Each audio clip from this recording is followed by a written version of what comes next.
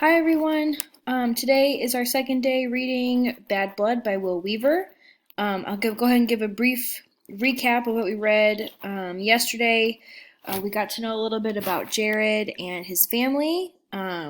We've learned that he's lying about being a Boy Scout so that he can mow the lawn of Mrs. Anderson to scope it out to see if there's anything we're stealing from her. We learned that he is new to the town that they're in and that his family moves around a lot because his parents are con artists and they steal from people and they have to avoid being caught. And we've learned that Jared believes him stealing is in his blood. So we're going to go ahead and continue. Read the next couple of pages, talk about them. If you have questions or concerns, please let me know. You can email or message me as usual. And let's go ahead and get started. Whew, it's hot. Thank you so much, Mrs. Anderson, I exclaimed. How do you know my name? She said suspiciously. The mailbox, I answered. She was silent. I took my time with the iced tea, but finally finished the last long, cold swallow. I approached the screen door with the empty glass. Just set it on the porch, she said. Thank you. Bye, Mrs. Anderson, I called cheerfully over my shoulder. Through her watery little eyes, I imagined seeing myself, a smallish brown-haired kid on his bike, heading down the driveway, towing his lawnmower on a rope. The image should be a Norman Rockwell painting. Summer Job would be the title. That or Honest, Hard-Working Young Man. So I'm going to stop here for just a second. For those of you that don't know who Norman Rockwell is, he's a very famous painter, and his work usually depicts stuff like the perfect American family, the American dream, stuff like that. So really, what Jared is saying here is ironic, especially the titles of things, right? Because he's not such a good person, or at least he's being raised not to be such a good person, and he's doing this honest good work for a woman. He's volunteering to help her mow her lawn. So that's the irony here, right? He's a person that gets money in a way that's not traditionally good, being a con artist, but he's doing it in a way that is good. So he's volunteering, right? But he's setting it up for the long game. So there's some irony there. However, as far as I could see, there hadn't been any honest, hard-working men in my family for generations. My great-grandfather, whose last name was unpronounceable, it had several Z's and Y's, was some kind of king of the gypsies back in immigrant days in New York City. His pickpocketing skills bordered on magic and the dark arts. People not only didn't miss their wallets or coin purses, they forgot they had them. My father knows the moves, won't teach them to me, his own son. They'll just get you in trouble, and besides, son, you've got to set your sights high in this world. If I hear that one more time, I swear I'll become an actual, nice, honest young man just to punish him. My grandfather, Alfonso Sizemore, founded the so-called Travelers, the world's largest fly-by-night roofing and home repair company. It's based in Skokie, Illinois. Don't believe me? 60 Minutes did an investigative report on the Travelers, but all CBS got were some blurry long-distance photos of a white Ford F-150 pickup trucks carrying ladders and cans of roofing tar. Most of the segment was interviews with geezers all weepy and about paying thousands of dollars for roof repairs and still needing rain buckets in their living rooms. When Mike Wallace began to talk about money, how the travelers' wives all drove Cadillacs, my mother gave my old man the evil eye. Always, I said, we should have stayed with this family. She said, her family was Eastern European as well. Thick as thieves, as you might say. Nonsense, my father said. He was a tidy, dark-haired man with brown eyes and an open, likable face and a sense of humor that tended to one-liners. His favorite? America's biggest problem is that it's overrun with private property. It's sort of funny, considering. Anyway, now he continued, you don't see 60 Minutes peeking in our windows, do you? The bigger you get, the bigger target you make. The three of us, we're on nobody's radar, and every penny you make, we keep. Okay, so Jared's finished mowing the lawn. He has a brief conversation with Mrs. Anderson. And now we get some background information about his family, right? And we get a pretty clear idea of how long this generational thing of being a thief or a con artist has lasted. And it goes up until his great-grandfather, which is a pretty long time, right? At least 4 generations.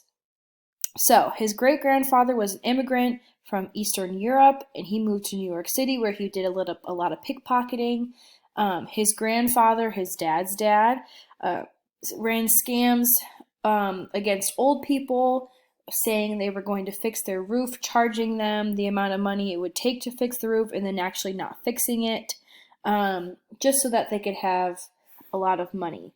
And but Jared's father does the complete opposite of all of this, right? He tries to be as nonchalant or as casual about stealing things as possible so he doesn't draw attention to himself, which is important, right? Because if you draw attention to yourself, then obviously you get caught and you don't want that to happen, especially in Jared's case. So just like his dad says, the three of us, we're on nobody's radar, and every penny we make, we keep. So meaning they don't have to pay anybody back after they've stolen it. Um, so let's go ahead and continue. Right, I muttered sarcastically. I happened to know that my old man had been drummed out of the larger clan for cheating them. In other words, not only was my father a crook, he was a dishonest crook, but he was a great father. Hey, you can't have everything. My mother had nothing more to say about her imaginary Cadillac, because in many ways my old man was right. Here we are in a nice rented home, a 3-bedroom rambler with a green lawn and bright flower beds. We had settled into this neighborhood, and now we were just another family on East Maple Drive. Okay, slightly darker skin and brown-eyed rather than blue, and a foot shorter than most of the corn-fed Swedish and German stock around here, but we passed for Italian. Rigetti was my favorite name so far. And Italians get a pass in the Midwest because they are associated with Italian restaurants. Nobody eats more than Midwesterners. It's why they're so fat. Anyway, there was always the question of jobs, how my family supported itself, but as usual my father had that covered. My mother was an interior decorator, the perfect job for casing houses, and my father was a wholesaler involved in supplying olive oil to Italian pizza joints across the Midwest. I don't know exactly what scam he had going right now, but he was very cheerful of late, and I got the feeling he was closing in on something big. But then again, so was I. The next part I'll skip through because it's as boring as a public television documentary on life in the Midwest. See me mowing Mrs. Anderson's lawn, front and back, the next time. See me returning once a week to Mrs. Anderson's farm. See me trimming the hedge. See me painting the porch rail. See me trying to get a look into the outbuildings. But see her always watching from her chair on the porch. See me raking leaves in the fall. See me shoveling snow in the winter. See me working in her garden the next spring.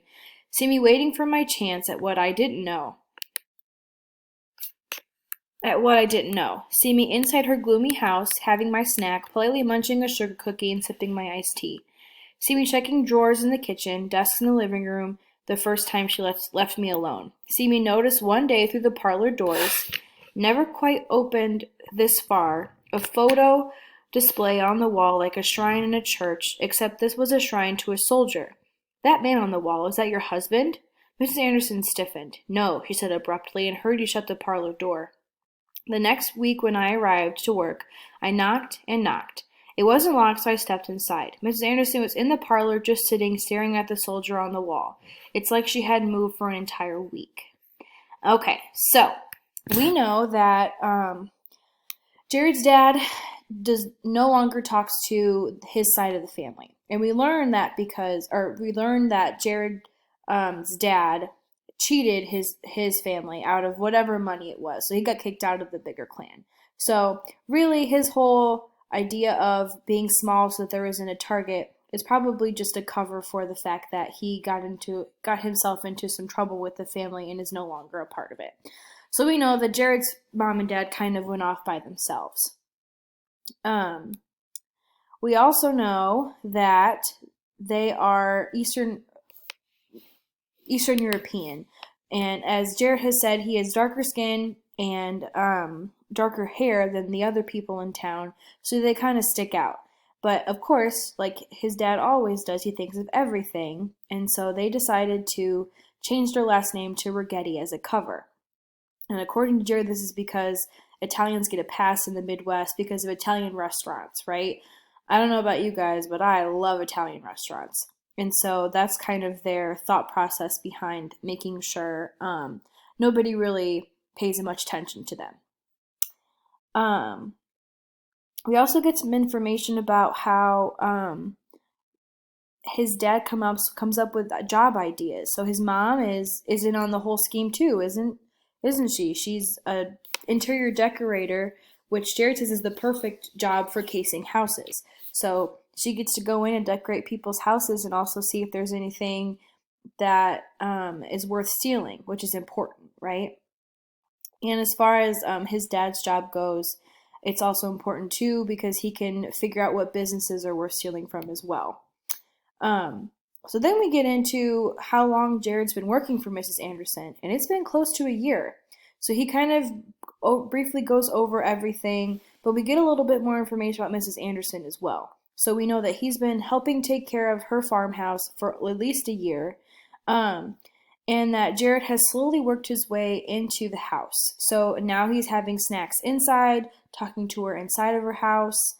Um, and stuff like that. So Jared now has an in, and he sees that there's a man on the wall who's in a soldier's uniform, which is important, right? And we'll get to who that is in a little bit. But obviously that's important to her because it's like a shrine in a church. So basically, she's dedicated this whole room to this person that was in the army. So obviously that person is important to her, but we're not going to find out who that person is until later. So we're moving pretty quickly along, right, guys? We know that Jared is doing all this yard work for Mrs. Anderson, so to see if there's anything worth stealing from her. And he kind of talks about that too, figuring out if there's anything worthwhile. Where he says, "See me trying to get a look in the outbuildings." He also says he went through the kitchen drawers and the living room drawers and the desks, all different kinds of stuff. So we know that he's scoping the place out to see if there's anything worth stealing. And I think we're going to stop it there for today. You guys have questions that you need to ask, or answer, I'm sorry, not ask. Questions you need to answer after we finish this video. Make sure you get on the Zoom call at the right time. And of course, if you have any questions or concerns, please let me know. Thank you guys.